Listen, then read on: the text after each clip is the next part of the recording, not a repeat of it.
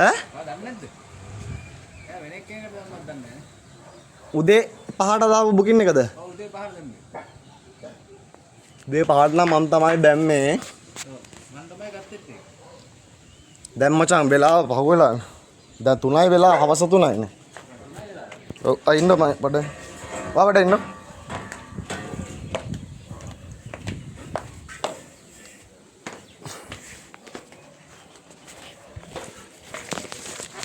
අන්න උදේ 5ට මම අර 6 එකක් දැම්මා.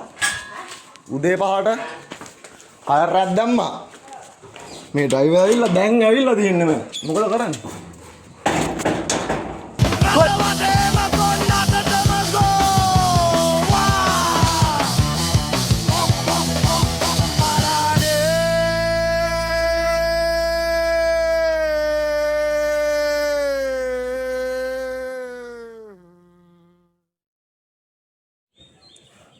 සිරිපාදේ යන්න හිතනවා බා හෙට ආරයල මොඩේ අම්මෝ යන්න හිතනවා බා පොයි දාසේ රෑ හඳ බලන්න සවුල් සංදේශේ එක දණක් කියනද අපි අද ගමන කැන්සල් වුණානේ අපි යන්න හිටු ට්‍රිප් එක මේකේ මචං තියෙනවා මේ කැන්සල් මම කැන්සල් කරගත්තා මම ඔබට කියන්නද මම කතා කරගත්තා ඔයගේ දෙත්ත ගන්න හරි මේ වැඩේ තියෙන්නේ මෙහෙම මේක නිසාම තමයි කැන්සල් වුණේ ඇත්තට මේක එක හේතුවක් සව් සංදේශය මචං ගත්තා අරලා ඕගොල්ලෝ කවුද මම අලගේ ඉස්සර මොකද හිතුවා තමයි මේ සව් සංදේශය ලියන්නේ අවුද හරිද එහෙනම් මොකද කෙනෙක් කියන්නේ අර කවියෙක් වගේ රජ කාලේ නම මම රජ කාලේ ටොකුවා ඉන්නවා බෑන් ටොකුවා කපන්න පුළුවන් මේ මේකේ තියෙනවා සුබ නැකත් සහ නිමිති ඔව් සව් සංදේශය මචං අර පිටත් වෙන්න සවුලට පිටත් වෙන්න දව කියනවා මෙන්න මෙහෙම එකක් තියෙනවා පෙර ඉසිවර වදහල ගමනට සුබඳ සරසිය දින 7 නැකතින් රැසෙහි සඳ සුර ගුරු කිවි බුද සබලව උදා සඳ වර මුනි ගුණ සිහි කර වඩනේ සබඳ හරිද යස් තියෙනවා මචං මනරග රඟා දෙන දනවි වැඩ කැමති සිට ළඟ දිගා දෙන බෙද මිතුරෙන් පැවති කොම ළඟ රඟා එන පවසමිනි ජය තුති පෙරමග මගා යන සකි මේ සුබ නිමිති ඔය තමයි සව් සංදේශේ මේ සුබ නිමිත්ත ගැන කියලා තියෙනවා. අර මං කිව්වේ මට නිකන් අර ටයිම් එක පාස් වුණා වගේ එකක් තේරුණා කියලා. මට පැහැදිලිව තුන්නේ ඒක සමහර වචන බා. අය කියන්නේ පොඩ හදාලා වගේ. පෙර ඉසිවර බදහල ගමනට සුබඳ. වදහල කියන්නේ කිව්වා. කියන්නේ පෙර හිටපු ඉසිවර මතන් කියලා තියෙනවා ගමනට සුබ කාරණාවක් ගැන. හරි. සුබ දේවත් සුබඳ. මොනවාද සුබ කාරණා? සරසිය දින 7 නැකතින් රැසෙහි සඳ. රැසෙහි කියන්නේ රැසෙහි සඳ සඳත් එක්ක තමයි මචං. ඔය ගහචාරය ඔක්කොම ලංකේ කියන අපිට ළඟම තියෙන එකත් එක්ක හදාගන්න තංගල් දේවා. සුර ගුරු කිවි බුද සබලව උදා සඳ කියන්නේ බ්‍රාද සිකුරු බුද සබලව කියන්නේ කොහොම බලේ හැදෙන වර මුනි ගුණ සිහි කර බඩනේ සබත් කියන්නේ අවසානයේ මචං ඉතින් සංදේශය කොහොම ගියත් ආගමික බුද්ධගේ කතන්දරේ කතන් කියලා කියන්නේ බුදුහාමුදුරන් මචං සිහි කරගෙන කියන අපි යනවා බුදුන් සරණ ගිහිල්ලා වගේ ඊට පස්සේ කවි තියෙන්නේ කවි තියෙන්නේ සුබනකට සම්මිතිය දෙමෙ කවි තියෙනවා කියන්නේ මම වට සම්මත කවි දෙක මනරංග රංගා දෙන දනවි වැඩ කැමති මම දාගෙන ඉන්නේ හරි වැඩ කරන්නේ ඇවිල්ලා තියෙන්නේ වැඩ සිත ළඟ දිගා දෙන බෙද මිතුරෙන් පැවති ඒක වැඩ දාගෙන ආවා ළඟ ඉඳගෙන නිකන් හිඟමන් දෙනවා වගේ ඉන්න මිතුරෙක් ඉන්නම බෙද වගේ සින්නේ හරි කොහම ළඟ රංගා එන පවසමිනි ජයතුත් කතාවම තව අවසාන කොහෙන් ගියාලා මචං අත්තරින්නේ කොහොමද ජය ගන්න ඉන්න ජය ගන්න විදිය පෙරමග මග ජන සකිමේ සුබ නිමිති එතකොට දැන් සවුලානේ මචං පෙරමග යන්නේ මේකේ සවුලටනේ කියන්නේ යන්න කියලා අපි ටුක්ටුගේ යටට උඹ යනවා උඹ තාම උඹ මචං මට දැන් ත්‍රී ලයිසන් නැහනේ කරුමෙට ගෙදරින් ගන්න දුන්නේ එකත් එක්ක උඹට යන්නේ එතකොට මචං කියන්නේ පෙරමග මග යන සකි මේ සුබ නිමිති මේවා තමයි සුබ නිමිති කියලා අලගේ යන්න ඔකට තමයි මචං සව් සංදේශෙදි ලියන මං බෝ සුබ නිමිත්ත එකයි යන්න හැදී බාගෙන යන්නේ yes මෙහෙමයි ඒකත් කියලා නෑ නිමිත්ත කොයි මේ උදේ 8යි 5ද නෑ මං සුබම නිමිත්ත හදාගෙන ආවේ දැන් එහෙම මොකක්ද කියලාත් නෑ හරිද ඒකේ හැබැයි මේ ආතල්ලක් තියෙනවා මේ සව් සංදේශය මචං අර ඔක්කොම අර වචන නිකන් අර්ථ විදියට තියාගෙන ලියපෙවුවත් නෙමෙයි සමහර. ඒ කියන්නේ නිකන් තාලේ හදාගන්න වචන නිකන් වෙනස් කරගෙන එහෙම ගත්ත සපත් තියෙන සවුල් සන්දේශය ඇතුලේ. හරිද? ගත්තා කියන්න බෑ එයාලා අපිට ගන්න පුළුවන්. ඒ කියන්නේ මේ වර විචාරේ ඉන්නේ නැත්නම් පසු කාලිනව එනවැත්ත විචාරේ මේවට. එතකොට මචං ඒ සවුල් සන්දේශය ගැන කියන්නේ අර ඒ වචන මචං භාවිතා කරනව නෙමෙයි ඒව නිකන් අර මොනවද කියන්නේ එල්ලිසමේ එල්ලිවට රන්තිවට තියාගන්නේ තී නා කියලා අර කයිවල මචං තියෙන විදිය මේ තියෙන්නේ රංග සුරංග ඕම සුරංග මම සුරංග නේද හරිද කියන්නේ අපිට කියන්න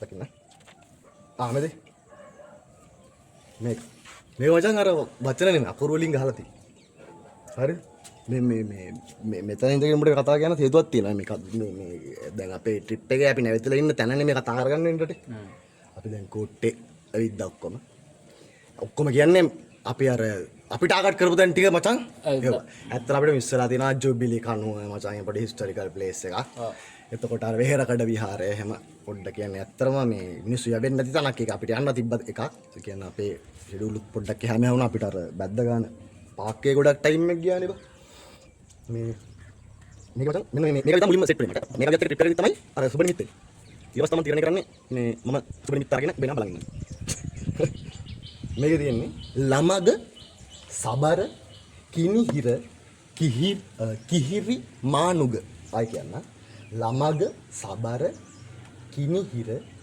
කිහිරි මානුග කිහිරි කියනවද කිරි වගේක් අපිට හිතා ගන්න පුළුවන් මම අර කිව්වා නේද සැලී සංදේශයට වචන භාවිත කරලා තියෙනවා මචං තාලේ හදා ගන්නම ඕ නේ දැන් මේ අකුරුත් මේ කඩලා තියෙනවා ලාමාග ශබ්ද කෝෂය තමයි පාවිච්චි කරන්නේ කියන්නේ මචං ශබ්ද වලින් තමයි අර කියන්නේ ඇත්තට මිනිහෙට නෙමෙයිනේ මේ කියන්නේ සැවුලෙට්ටනේ කුක් කුක් කුක් කුක් චුක් වගේ කියන්න පුළුවන් නේ මචං ඒ වගේ ශබ්ද ටිකක් කිව්වා දන්නේ අපි දැන් බල ඉජු කියන්නේ මොකද්ද අපි තේරුමක් දන්නේ නැහැ නේ බා ඉන්ජු කියන්නේ මොකද්ද වරෙන්ද නැත්තම් කාපන් කියලා දින්ජු කියන්නේ කාව හරි අපි දන්නේ නැහැ එක එක ඒවාට ඉන්ජු කියනවනේ ඒ වගේ දෙපු શબ્ද ටිකක් තියෙන එක කවුද අලගේ ඉස්සර මොකක්ද ළමග සඹර කිනිහිර කිහිරි මානු දෙලඟ දෙබර පරසොර තුවර බූනුග අයිය දෙල්ලඟ දෙබර පරසොර තුවර බූනුග හරිද ඒ කවිය තේරුම් ගැන හිතනකොට මේ අර ටෙම්පෝ එක මිතන් ලක ඩිටට ඩිටටටක ඩින්ටටට ඒ වගේ සින්නත් යස්සම සයිනා පත්තංග පණ්ඩේර කුළු හර අරණ රෑ රඟ සිතංග මිතුර වග තුර මග දෙපස මග මට ටුක්ටුකයට වඩා පොඩ්ඩක් ළඟයි වගේ මට හිතුණා ඒ කියන්නේ ඒක මේ සද්ද ටිකයි ඒක ඇත්තටම මචං ටුක්ටුකේ රට වටේ ගියා අපි ඇත්තටම එන හිස්ටොරිකල් දේවල් අතන අපි අර හොයලා රිසර්ච් කරලා එහෙම දේවල් නෙමෙයි අපි යන ට්‍රිප් එකේ අපි කියන්නේ අපි තැන් ටිකක් හොයන යනවා ඒක මචං අපි අපිට හොයාගන්න පුළුවන් ටික බලනවා අපි එඩ කියනවා අපි ඔයාලට දෙනවා පෙන්නනවා ඕම එකක් තමයි මට රන් තියෙන්නේ කියන්නේ දැන් ඇත්තටම ගෝවා ඒකේ දැන් ලාස්ට් වීක් එක කියන්නේ දැන් අද 30 නේ බා දැන් 30 කියන්නේ අද මචං අපි දැන් මේක ෂූට් කරන වෙලාවෙ වෙද්දී අපි අද කන්ටෙන්ට් එකක් දාන්න ඕන දවසක් නේ සිකුරාදාවක් නේද දැන් මට ඔළුවේ තිබ්බේ අර මං කිව්වේ ටුවර් ප්ලෑන් එක අපි දාමු කියන එකද අපි ගිය පාර මචං කොහෙද ජයවර්ධනපුරයේදී අපි ටුවර් ප්ලෑන් එක දැම්මෙත් නෑනේ අපි චූන් එකට පටන් ගත්තා ඒ අපේ වැරදි තිබ්බා අපි අපි කිම්බල් එකක් ගන්න ඕනේ කියලා තීරණය කරා ඔඩියෝ කියලා අපි තීරණය කරා පළවෙනි කන්ටෙන්ට් එක කවුරු හරි බලපුවම ඉන්නවා නම් ඔයාලට මතක ඇති මේ උන්ට කියන්න බෑ කතන්දරේ මේ කියන්නේ පළවෙනි කන්ටෙන්ට් වල ඇත්තට අපි කතා කරනවට වැඩිය තියෙන්නේ මියුසික් පාර්ට් විනාඩි 20 19 ඔය ගානට තියෙනවනේ කන්ටෙන්ට් මියුසික් තමයි තියෙන්නේ ටුක් ටුක් රට වටේ ටුක් ටුක් ඒ අපි ගියෝ ප්ලේස් ටිකක් මතර ගස්සැල්ල එහෙම වැඩේ අපිත් එහෙම පොඩි අපිට චොන්න යන්නේ කියන්නේ අනිත් කපල ළමා ගොඩක් ඉන්නේ රව කරන්නේ ආවෝ ඒ කියන්නේ අර එහෙම අර ෆැමිලි විදිහට ඇවිල්ලා බලන්න අතර මිනිස්සු බලන්න ඇවිල්ලා හැම එකක් තිබ්බේ නෑ නේ. අපිනේ ඇත්තට බලන්න ගිහිල්ලා තිබ්බ චුන් අපිට සෙට් උනේ. මේ එතකොට ඒක කොහොම හරි ඒක තිබ්බා. අවුව ඊට පස්සේ දැන් අද දවස අපි ගහන් තිබ්බ කන්ටෙන්ට් ටුවර් ප්ලෑන් එක ගහන් තිබ්බා. ඒකක් කරගන්න බැරි වුණා. කියන්නේ තිබ්බ වැඩ ටිකයි ඔක්කොම ගෝවිසා ළමයා වෙටියක් කරනවා ඒ ටිකයි. අසව් එකේ වැඩක් තියෙනවා. අපේ ස්ටුඩියෝ එකේ වැඩ ටික මේ කතන්දරෙත් තියෙනවා.